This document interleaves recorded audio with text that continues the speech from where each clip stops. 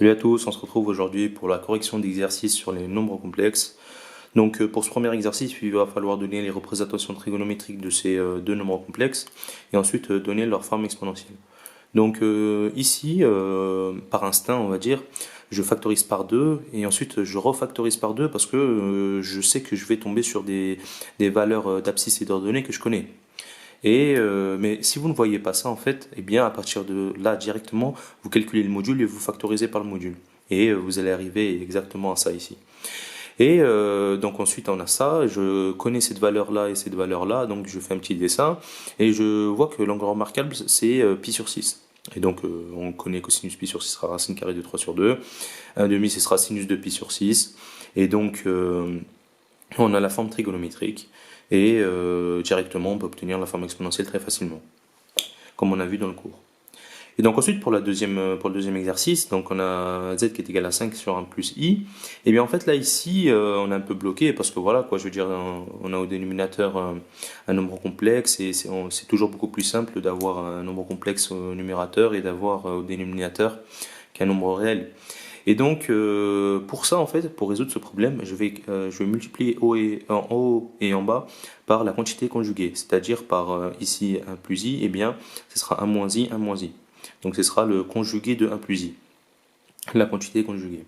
Et donc, c'est égal à 5 fois 1 moins i sur 1 moins i au carré. Et donc, on obtient, donc on a 1 plus i fois 1 moins i, donc identité remarquable directement, pas de perte de temps. Donc là, on se ramène à quelque chose de beaucoup plus beaucoup plus facile à traiter. Et en calculant le module et en factorisant, on se retrouve avec cette expression-là. On reconnaît ces valeurs d'angle remarquable en faisant un petit dessin. Si vous ne vous souvenez plus, eh bien, on tombe sur la forme trigonométrique et ensuite la forme exponentielle très facilement. Donc si vous avez des questions, n'hésitez surtout pas. On se retrouve pour le prochain exercice. C'est parti pour le deuxième exercice. Donc on a deux nombres complexes. On veut donner le module et l'argument de u fois v et u sur v. Donc là ici il y a deux méthodes. Donc pour ceux qui sont beaucoup plus à l'aise, ils peuvent utiliser directement les propriétés du module. Donc si on fait le module de u fois v, bah, on sait que c'est le module de l'un ou le module de l'autre. Et si on passe à l'argument de u fois v, on sait que c'est la somme des deux arguments. Mais ou sinon il y a une deuxième méthode où on peut on peut calculer en fait la forme exponentielle des deux ici, donc des deux nombres complexes de u et de v, et il suffit juste de multiplier u fois v et on voit directement en fait le module et l'argument directement, vu que lorsqu'on est à la forme exponentielle, c'est très facile de voir ces deux choses-là. Mais bon, là ici on va faire la deuxième méthode. Donc là ici pour u qui est égal à moins 1 moins i, il faut faire gaffe si vous agissez par instinct. Parce que lorsque vous agissez ici par instinct, vous reconnaissez que vous avez un moins 1 et un moins 1 ici sur la partie imaginaire. Et lorsque vous factorisez par racine carrée de 2, eh bien vous tombez sur des valeurs remarquables. Mais attention, il ne faut pas factoriser par moins racine carrée de 2. Parce que le moins racine carrée de 2, je veux dire, c'est lorsque vous factorisez le nombre, en fait, ça représente le module. Et le module, c'est une distance. Et une distance, ça ne peut pas être négatif. Et donc là ici, je pense que ceux qui utilisent le module et qui factorisent directement, eh bien ils ne seraient pas tombés dans ce piège-là. Donc il faut faire très attention lorsque l'on agit par instinct. Et ensuite, donc c'est égal à racine carrée de 2, donc on obtient la forme de trigonométrique comme d'habitude, et on trouve très facilement la forme exponentielle. Donc pareil pour v, donc là c'est très très simple le calcul de v. Et ensuite après, lorsqu'on va faire le module lorsqu'on va chercher le module et l'argument de u fois v, eh bien on a juste à multiplier les deux nombres complexes sous forme exponentielle, et par les propriétés de l'exponentielle, donc on obtient ça. Et on arrive à là, et on lit directement que ça c'est le module et que ça c'est l'argument. Mais attention, il faut bien ne pas oublier de rajouter le 2K après. Lorsque l'on a argument égal à quelque chose, il faut le 2K. Le 2K après, il ne faut pas l'oublier. Et pareil ici, lorsque l'on fait le rapport, eh bien, par les règles de calcul de l'exponentielle, on trouve très facilement le module ici et l'argument ici. Et comme d'habitude, on n'oublie pas le 2K. Donc voilà, donc si vous avez des questions, n'hésitez surtout pas. C'est vraiment de la pratique en fait. Il n'y a pas des choses, c'est pas vraiment difficile, mais il faut pratiquer quoi. Donc pour le troisième exercice, il faut factoriser exponentielle ip plus exponentielle iq par exponentielle ip plus q sur 2. Et trouver la forme exponentielle de z qui est égale à 1 plus exponentielle ip. Eh bien en fait là ici lorsque vous allez travailler sur cette partie de l'exercice, eh bien en fait cette formule là vous allez souvent l'utiliser en classe préparatoire, c'est la formule de l'arc moitié. Et donc là ici on vous demande de faire la démonstration de cette formule là. Et bien en fait dès que vous commencez ici, vous factorisez directement par ce qu'on vous demande. Donc vous avez ça, donc vous factorisez et on va travailler sur ce terme là. Après quelques manipulations, on arrive à là. Et là, ici, on reconnaît la formule de l'air, et donc on écrit en fonction du cosinus le résultat, et on tombe sur ça. Donc si vous avez des questions, n'hésitez surtout pas. Et par contre, après, on nous demande de trouver la formule exponentielle de z qui est égale à 1 plus exponentielle ipi. En fait, 1 plus exponentielle ipi représente l'identité de l'air. Et l'identité de l'air, c'est une des plus belles formules mathématiques. Je vous laisse aller voir, checker sur Wikipédia. Mais en fait, on a plusieurs valeurs remarquables qui se trouvent dans cette formule, comme 1, 0, pi, ou encore on a l'exponentielle. Et c'est en ça qu'en fait on dit que cette formule-là, elle est très belle. Et donc cette identité-là, elle est égale à 0. Et pourquoi elle est égale à 0? Parce que exponentielle pi, c'est égal à moins 1. Donc faire très attention, bien savoir ce que l'on manipule. Des fois, il y a des moyens voilà, de court-circuiter l'exercice. Et bien c'est dans cet exercice-là, on en a trouvé un. En une seule ligne, on a réglé le problème et on ne s'est pas cassé la tête à utiliser. Et on n'a pas utilisé la formule qu'on a démontrée auparavant, bien qu'elle nous ait fait du mal, on a envie de l'utiliser. Mais non, je veux dire, il faut toujours garder cette lucidité-là. C'est pas parce que vous avez fait énormément de travail que vous allez que ce travail-là va être fructifiant. Certaines fois, vous allez énormément travailler, c'est la vie, et bien ça va pas payer. Et bien là, c'est pareil. On passe au quatrième exercice. Donc pour le quatrième exercice, donc il faut déterminer les entiers n tels que cette expression-là, le tout à la puissance n, soit réel. Donc ici, ce qu'il va falloir en fait utiliser, c'est la forme exponentielle, déjà tout d'abord, et le fait que et les caractérisations du cours pour savoir si c'est un nombre complexe et réel ou imaginaire pur. Bon, là, on nous demande de montrer qu'il est réel, donc on va utiliser la caractérisation d'un nombre complexe réel. Et donc, si z est réel, on a l'équivalence suivante, donc argument de z qui est congru à 0 modulo pi, et bien sûr avec z différent de 0, je le rappelle ici. Et donc, déterminons les entiers n. Donc, on utilise la caractérisation du cours, et on va en fait agir par équivalence ici. Il y a plusieurs méthodes, j'en parlerai à la fin de comment on peut résoudre par d'autres méthodes de cet exercice-là. Mais ici, on va agir par équivalence, c'est beaucoup plus rapide. Donc, pour passer de cette étape-là, donc on reconnaît ici directement, on peut écrire avec ce qu'on a vu dans le cours, on passe à la deuxième écriture, donc argument de z qui est égal à k fois pi, on a le droit, et avec k qui est un nombre relatif. D'ailleurs, cette expression-là, ça veut dire il existe k qui appartient au nombre relatif tel que les deux points, argument de z égale à k fois pi. Donc on en est là, on peut remonter très facilement comme on a vu dans le cours. Et ensuite après, lorsqu'on veut passer de là à là, argument de z, c'est pour ça qu'on est passé par la forme exponentielle, on le dit directement, c'est n fois pi sur 6.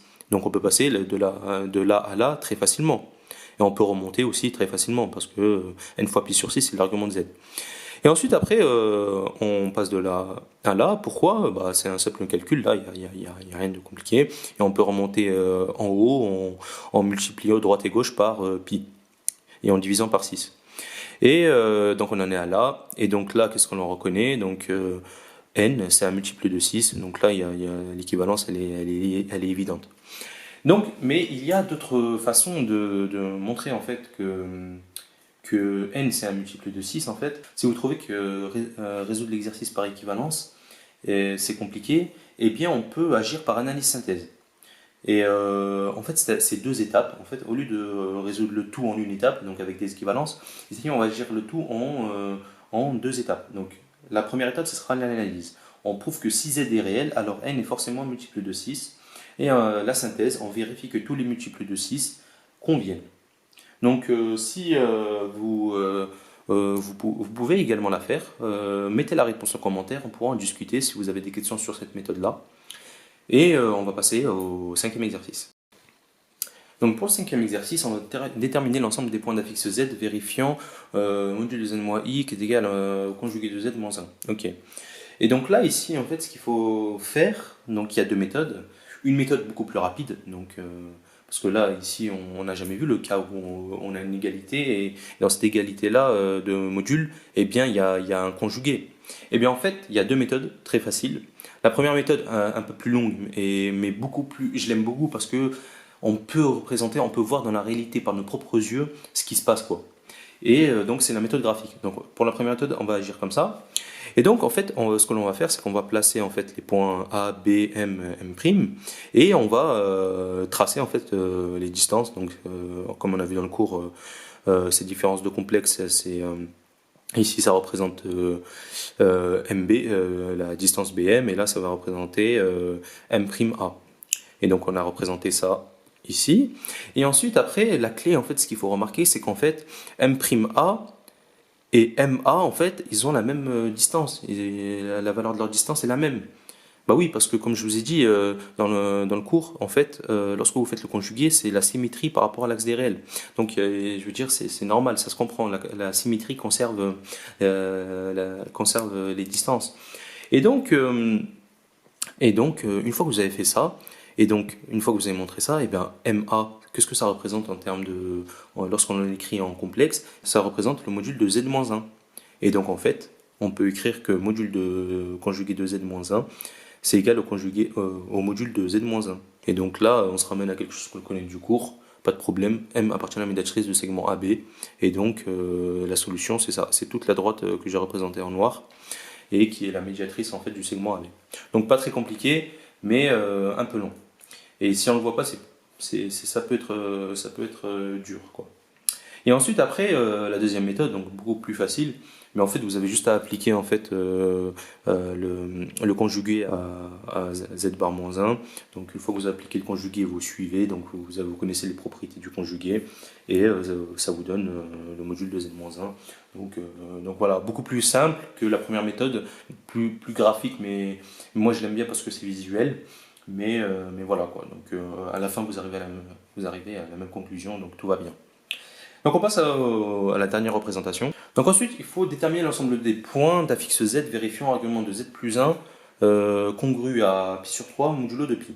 Donc là je vais pas vous mentir, hein, pour moi c'est, je veux dire ça se voit directement. C'est vraiment c'est limite, même je pense que c'est plus dur de l'écrire en français. Et tellement en formulation mathématique, ça se comprend tellement bien, quoi. Mais vous allez voir pourquoi. Parce qu'en fait, lorsque vous faites, en fait, il faut dessiner là, vous allez le remarquer direct. Et z plus 1, c'est vrai que là, d'habitude, on a toujours travaillé avec des moins, et un vecteur, c'est une différence de complexe, hein, je suis d'accord avec vous. Mais plus, vous savez très bien comme moi, moins fois moins, ça vous donne plus. Eh bien, en fait, on peut réécrire z plus 1 comme z moins 1. Et donc, c'est pour ça que j'ai choisi de placer en fait le point A de coordonnées moins 1, et je place un point M un nombre complexe z quelconque. Et on peut remarquer en fait, vu que on a, donc je trace en fait, si vous avez compris en fait ce qu'on a fait dans le cours, eh bien ça va représenter en fait la demi-droite d'angle pi sur 3 issue de A, et privé de A parce que comme je vous ai dit, il faut pas, l'argument il n'a pas le droit d'être, l'argument ici il n'a pas le droit d'être nul. Et donc si z est égal au point A, est égal à moins 1, eh bien ça va pas le faire. Et donc voilà quoi, je veux dire. Donc si vous avez des questions, n'hésitez surtout pas. On peut en discuter à travers les réseaux sociaux, dans les commentaires. Continuez, c'est très bien ce que vous faites. Faut se faire mal un peu, c'est les vacances. Mais au moins, vous serez sûr qu'à la rentrée, au moins, vous n'avez pas laissé votre cerveau s'endormir pendant les vacances. Et vous pourrez démarrer directement, quoi.